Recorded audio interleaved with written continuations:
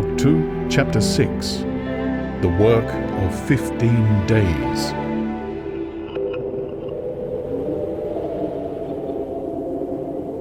For some time I stood tottering on the mound regardless of my safety. Within that noisome den from which I had emerged, I had thought with a narrow intensity only of our immediate security. I had not realized what had been happening to the world, had not anticipated this startling vision of unfamiliar things. I had expected to see Sheen in ruins. I found about me the landscape, weird and lurid, of another planet. For that moment I touched an emotion beyond the common range of men, yet one that the poor brutes we dominate know only too well. I felt as a rabbit might feel returning to his burrow and suddenly confronted by the work of a dozen busy navvies digging the foundations of a house. I felt the first inkling of a thing that presently grew quite clear in my mind, that oppressed me for many days, a sense of dethronement, a persuasion that I was no longer a master, but an animal among the animals, under the Martian heel. With us it would be as with them, to lurk and watch, to run and hide. The fear and empire of man had passed away. But so soon as this strangeness had been realized, it passed, and my dominant motive became the hunger of my long and dismal fast. In the direction away from the pit, I saw, beyond a red-covered wall, a patch of garden ground unburied. This gave me a hint, and I went knee-deep and sometimes neck-deep in the red weed. The density of the weed gave me a reassuring sense of hiding. The wall was some 6 feet high, and when I attempted to clamber it, I found I could not lift my feet to the crest. So I went along by the side of it, and came to a corner and a rockwork that enabled me to get to the top and tumble into the garden I coveted.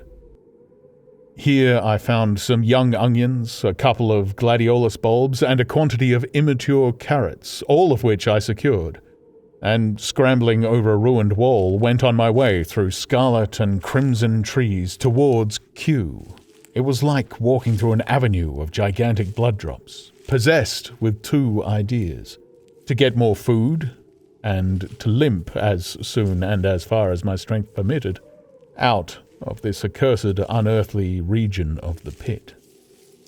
Some way farther, in a grassy place, was a group of mushrooms which I also devoured, and then I came upon a brown sheet of flowing shallow water where meadows used to be. These fragments of nourishment served only to whet my hunger. At first I was surprised at this flood in a hot, dry summer, but afterwards I discovered that it was caused by the tropical exuberance of the red weed. Directly this extraordinary growth encountered water, it straightway became gigantic and of unparalleled fecundity. Its seeds were simply poured down into the water of the Wey and Thames, and its swiftly growing and titanic waterfronts speedily choked both those rivers. At Putney, as I afterwards saw, the bridge was almost lost in a tangle of this weed, and at Richmond too the Thames water poured in a broad and shallow stream across the meadows of Hampton and Twickenham. As the water spread, the weed followed them, until the ruined villas of the Thames Valley were for a time lost in this red swamp, whose margin I explored, and much of the desolation the Martians had caused was concealed. In the end, the red weed succumbed almost as quickly as it had spread. A cankering disease, due, it is believed, to the action of certain bacteria, presently seized upon it. Now, by the action of natural selection, all terrestrial plants have acquired a resisting power against bacterial diseases. They never succumb without a severe struggle. But the red weed rotted like a thing already dead. The fronds became bleached and then shriveled and brittle. They broke off at the least touch, and the waters that had stimulated their early growth carried their last vestiges out to sea.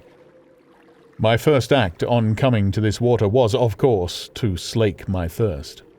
I drank a great deal of it, and, moved by an impulse, gnawed some fronds of red weed, but they were watery and had a sickly metallic taste. I found the water was sufficiently shallow for me to wade securely, although the red weed impeded my feet a little. But the flood evidently got deeper towards the river, and I turned back to Mortlake. I managed to make out the road by means of occasional ruins of its villas and fences and lamps, and so presently I got out of this spate, and made my way to the hill going up towards Roehampton, and came out on Putney Common. Here the scenery changed from the strange and unfamiliar to the wreckage of the familiar. Patches of ground exhibited the devastation of a cyclone, and in a few score yards I would come upon perfectly undisturbed spaces.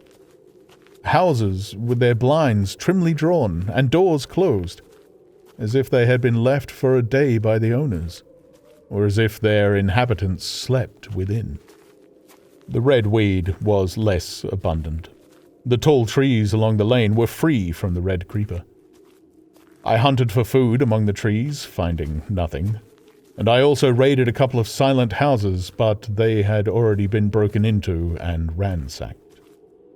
I rested for the remainder of the daylight in a shrubbery, being, in my enfeebled condition, too fatigued to push on. All this time I saw no human beings, and no signs of the Martians. I encountered a couple of hungry-looking dogs, but both hurried circuitously away from the advances I made them. Near Roehampton I had seen 2 human skeletons, not bodies, but skeletons, picked clean, and in the wood by me I found the crushed and scattered bones of several cats and rabbits and the skull of a sheep. But though I gnawed parts of these in my mouth, there was nothing to be got from them. After sunset I struggled on along the road towards Putney, where I think the heat ray must have been used for some reason. And in the garden beyond Roehampton I got a quantity of immature potatoes, sufficient to stay my hunger. From this garden one looked down upon Putney and the river. The aspect of the place in the dusk was singularly desolate. Blackened trees, blackened desolate ruins, and down the hill the sheets of the flooded river, red-tinged with the weed, and over all, silence. It filled me with indescribable terror to think how swiftly that desolating change had come. For a time, I believed that mankind had been swept out of existence, and that I stood there alone, the last man left alive. Hard by the top of Putney Hill, I came upon another skeleton, with the arms dislocated and removed several yards from the rest of the body. As I proceeded, I became more and more convinced that the extermination of mankind was, save for such stragglers as myself, already accomplished in this part of the world. The Martians, I thought, had gone on and left the country desolated, seeking food elsewhere.